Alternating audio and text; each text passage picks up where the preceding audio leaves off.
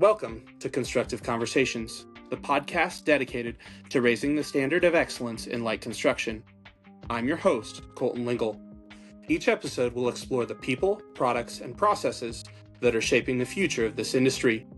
From practical insights to proven best practices, you'll discover how to build better businesses, relationships, and buildings. This is where excellence isn't just expected, it's the baseline. Get ready, because today's constructive conversation starts now. Hello, and welcome back to Constructive Conversations. I'm Colton Lingle, and today we are going to talk about how the standard of construction is defined by behavior, not just skill. Let me say it again. The standard of construction is defined by behavior, not just skill. Let's break it down. What does that mean? So, we can take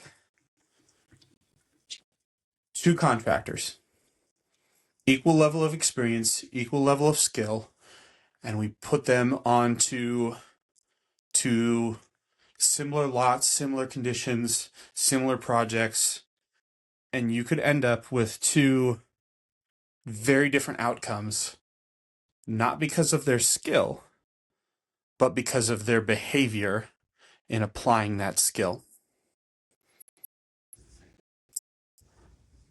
Not because of their skill, saying it again, but because of their behavior in applying that skill. So, obviously, we can think of plenty of examples of people or times where somebody's had all the skill in the world and none of the character, none of the behavior to use that skill in a productive way that really creates a great outcome, whether that's in sports, music, or quite frankly, in construction. Seen plenty of guys with amazing skill, not the right behaviors, and then the projects don't turn out great in the end.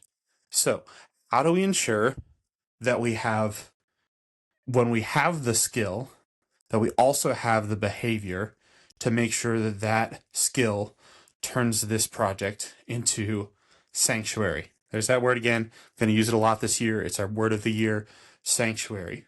We're trying to, here at Mountain Decks and Exteriors, we're trying to create sanctuary with our work and at our work. So what does that look like to create sanctuary at our work? Glad you asked. So how are we going to create the behavior? I'm going to use another word.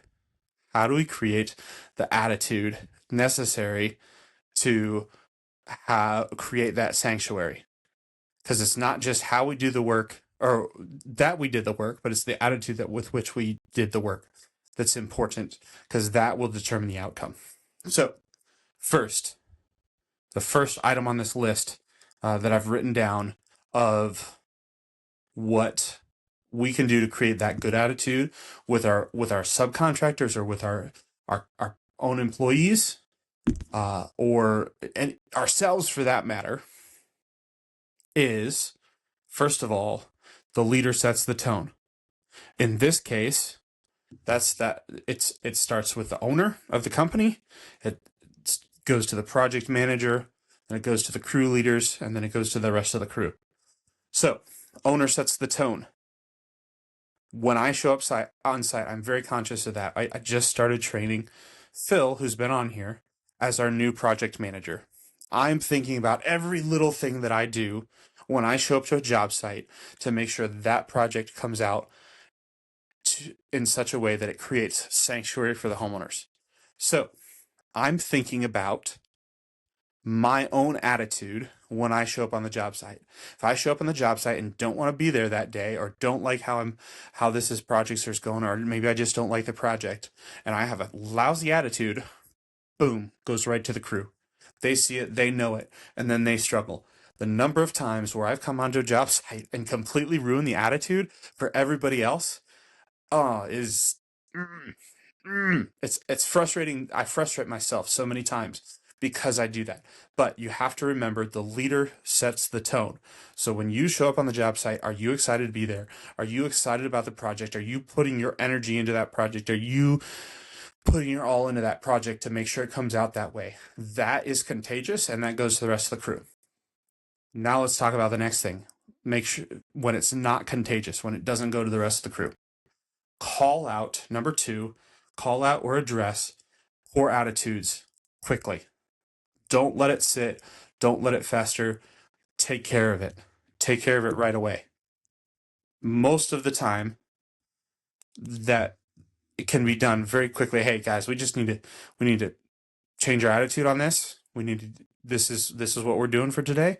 We're going to take care of it. We're going to have a good attitude about it. If you've hired the right people, that's probably all it's going to take for them to go, oh yeah, you're right. I have got a lousy attitude. I'm going to fix this attitude and we're going to get at it. Sometimes it takes a little bit more than that. Sometimes the consistently stubborn individuals or the people that come to work with a bad attitude every day, no matter what, unfortunately, probably don't belong on your job site. They're always going to have a bad attitude. They shouldn't be there. They're going to bring it down for everybody else, and they're going to continue to ruin every project. So they shouldn't be there. Let them either self-select out, quit, or you need to let them go. You need to address it. In my case, I've had the example of where I've had somebody who couldn't be present on a job site and have a good attitude, and I had to address that with this individual, and we were going to work on it, and I was trying to give some grace to this individual, and that was on a Wednesday. The next Monday, he texted me, said I wasn't on that job site. There were multiple job sites going. He texted me and said, hey, this isn't going to work. He self-selected out. He left 5 minutes into the workday. Unfortunately, he was a very nice person other than that, but for whatever reason, just couldn't be present and have a good attitude on the job site. And so thankfully, he chose to say, you know what, I'm going to be respectful to you as the employer, and I'm going to not be here anymore. And I wish him the best. Just unfortunate that when he was on our job sites, he wasn't happy to be there. He wasn't excited. And sometimes it's not just because they're grouchy people. Sometimes it's just life circumstances have led to the fact that it's just for whatever period of time that they're going through, whatever they're going through, they're really struggling. So try to give grace, try to be understanding. But at a certain point, it's got to go, because we have to show up and have that attitude of we're going to get this done. We're going to be happy to be here, even if the work is not easy. Because let me tell you, the work is normally not easy. But if we can have a good attitude through it, one, the work goes faster, but two, that project, that end product is a lot better and creates much more of that sanctuary that we're trying to provide for our clients. So one, leaders set the tone. Two, address bad attitudes early. 3, reward openly and reprimand privately most of the time. Why do I say most of the time? Well, sometimes when you have somebody in a position of leadership that has a bad attitude below you, so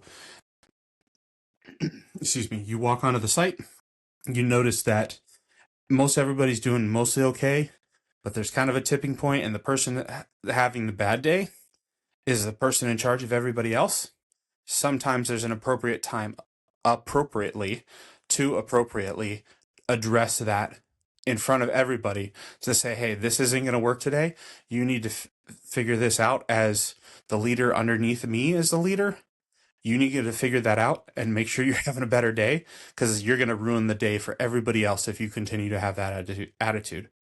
Now, it doesn't need to be harsh. It doesn't need to be a long period of time. Just usually can go quickly. Sometimes it's as much as, hey, dude, you need to fix your attitude. This is not going to work today. And you say that. And I've had to say that to some of my guys before. And you know what? They fixed their attitude. It was a much better day. They did a much better job because of it. But for the most part, I am always trying to call out when I show up on a job site. I am always trying to find the good things that my guys are doing and congratulate them for that and make sure other people hear it. Hopefully, My goal is for two other groups of people to hear it. The first other group of people that I want to hear me congratulate this person for doing a good job is his coworkers, anybody else on the job site. I'm not screaming at the top of my lungs, but I'm making sure everybody in earshot hears me when I congratulate that person for doing a good job. And if I can do it, I'll also do it in front of the homeowner or our client, because it shows them that I'm taking note of the work that they're doing, and it hopefully encourages the homeowner to also point out good things and call that out and have set the homeowner into a good frame of mind when they're showing up on the project as well. So I'm calling out and rewarding openly for a job well done. And then if I have to address anything, I will try to address that as privately as I can. We're on a busy job site. Sometimes that doesn't mean we get to be alone, just that one individual employee and myself saying, hey, this needs to get better. We need to fix this. Sometimes we're over in the corner of a deck saying, hey, man, we really got to fix this attitude. You okay? Can we fix this attitude today? Because if not, if this continues to be a trend, this is not going to be good. So sometimes it's that. Sometimes we have the luxury of going around the corner of the house, back to the truck, wherever, to address it and say, hey, let's fix it. What I've found is most of the time when my guys or my subcontractors are having a bad attitude, it's because there's something else going on in life that's making life difficult for them. So I'm trying to be incredibly understanding when I'm reprimanding and addressing a bad attitude or an issue. I'm trying to be incredibly understanding, knowing that they've got a lot of other stuff going on. I don't keep track of everything in their life. I don't know everything in their life. I'm not trying to know everything in their life. I'm their boss, not their nanny, but we try to make sure that that stays at home and when they come to work, they're ready to work. And I also try to do the opposite too. When they leave work, I try to do my best to make sure that when they leave the work, they get to leave work at work and not take it home with them. But fair is fair. So if I try and leave work at work, then I expect to leave everything else at home when you come to work. So we try to have that balance. Obviously, we're not robots. I'm not asking them to be robots. I'm asking them to be people that do incredible work. And so there's an understanding that sometimes you just can't leave it at home. And so when that happens and when it's serious situations, hey man, dude, do you need to go? Do you need to go take care of that? Because this can wait. The work can wait. You go take care of that. You're good to go.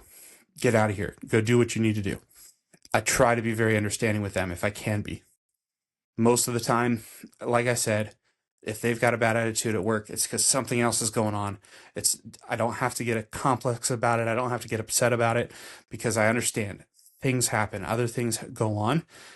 I just address it as best I can, as kindly as I can, but we try and fix it. You know what? Most of the time my guys reciprocate. They turn around, they fix their attitude. They're back at work. They do a great job, and I'm super proud of them. Every time I have to address it with them, they step up to the plate and they knock it out of the park. So, 1, the leader sets the tone. 2, address poor attitudes early. 3, reward openly and reprimand privately most of the time. 4, you can't expect what you don't inspect. As the owner and as somebody that's training a new project manager, one of the things that I'm trying to teach is this is the expectation. But I can't expect that unless I'm checking on that, unless I'm showing up and looking at it in person, checking on the people in person, checking, make sure the work's done, all that stuff. I have to be present on the job site. I have to be present with my employees. I have to be present with my subcontractors in order to make sure the job gets done well. There's a very few set of circumstances where the job gets done well without me spending time on the job site. The major one I can think of is an incredibly competent, incredibly mature subcontractor that we have that's been doing it for 40 plus years. He's incredible. He does amazing work. And I rarely ever have to check up on him because he just does amazing work. And he's done this a long time, and he's an incredibly mature individual. Other than that, I spend a lot of time on my job sites, and I'm training Phil, our new project manager, to do the same, spend a lot of time. That's his primary job. And I think he's going to be great at it. I think he's already doing great at it. And we're trying to take care of our employees, but we can't expect what we don't inspect. If we expect people to have a good attitude, we have to show up and know if they have a good attitude or not. If we're missing an entire week's worth of on a job site, they could have had an attitude for a week and done lousy work for a week, and then we come back and we're like, man, this is all sloppy. It's not done well. We gotta fix this, and it ends up taking us another week to fix it. So we're trying to make sure that we inspect what we expect. If we expect people to show up and do good work and have a good attitude while doing it, then that's what we got to inspect. We've got to be there.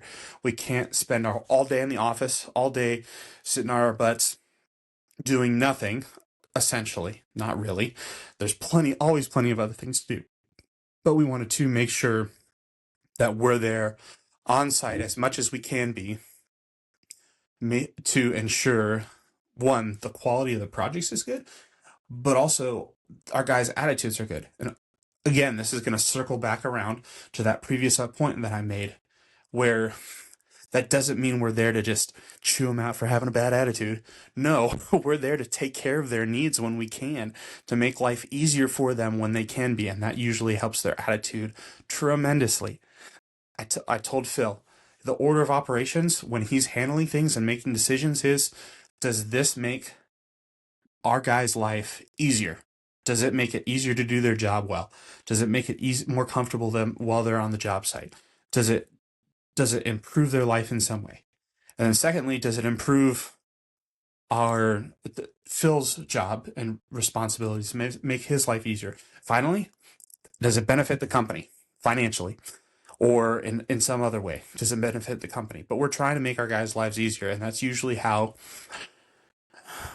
we can keep their attitudes and their spirits up and their morale up, if you will, by being on site. But we have to be there and know what's going on in order to help them.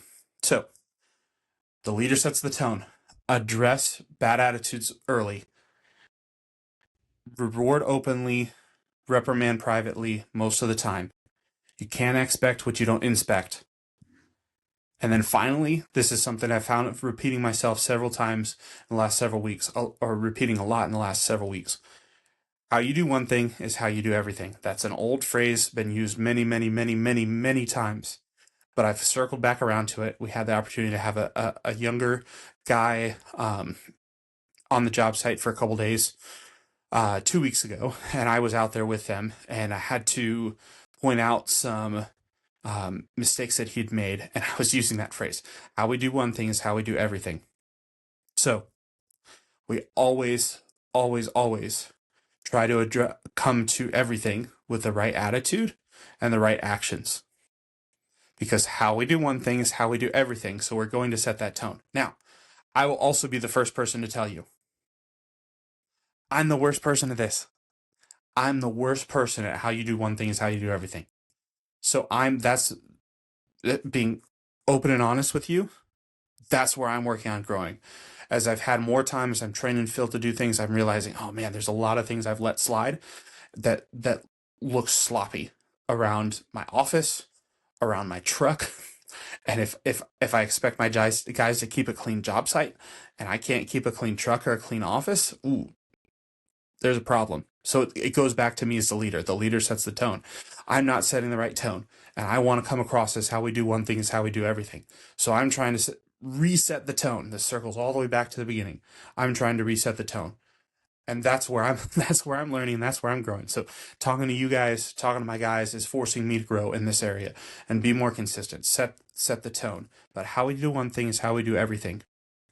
Slow is smooth, smooth is fast. All those things, all those sayings that are used all over the place. We're trying to do that to make sure that ultimately we create sanctuary with our work and at our work. That's what we're shooting for. That's what we're striving towards. This is how we try to make sure that the standard of construction isn't defined by our skill, but also by our skill, but also by our behavior. So this has been Constructive Conversations. Stay humble, stay busy. We'll see you next time. Thanks for joining us on Constructive Conversations, where we're raising the standard of excellence one episode at a time. If you found today's discussion valuable, be sure to subscribe so you never miss an episode. And if you know a homeowner or contractor who could benefit from these insights, share this podcast with them. Until next time, keep building smarter, keep raising the bar, and keep the conversation constructive.